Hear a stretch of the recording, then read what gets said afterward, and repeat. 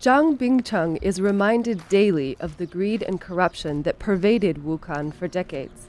From his balcony, he can see land that dishonest village leaders seized illegally. He says local officials even sold some of his own land for development without his consent. The previous political leaders misunderstood the people. What we were concerned about was the corruption of the committee, problems that concerned both land and money. These were our main concerns. Last September, long-standing tensions between Wukan farmers and government officials erupted into mass demonstrations. The weeks-long protest movement in the South China Village eventually turned violent.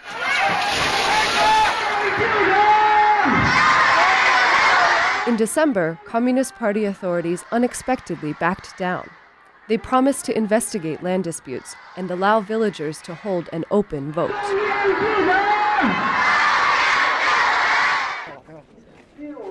Over the weekend, Wukan residents went to the polls to elect a 7-member governing committee.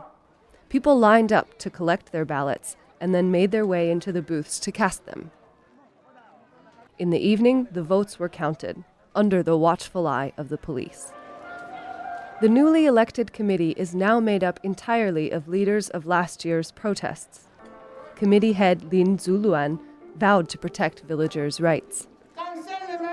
"Thank you for your trust," he said. "I will use your enthusiasm, support, and help to do the village's work."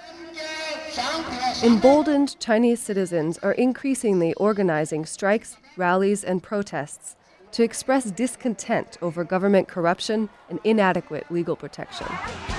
Official statistics say tens of thousands of outbursts of social unrest occur each year. On Monday, China opened the annual session of its largely rubber-stamp parliament, the National People's Congress. Lawmakers are expected to discuss social unrest during 10 days of meetings in Beijing. But Zhang Bingcheng hopes better times are ahead for Wukan. They've given us a people's democracy. I'm happy. I'm so happy.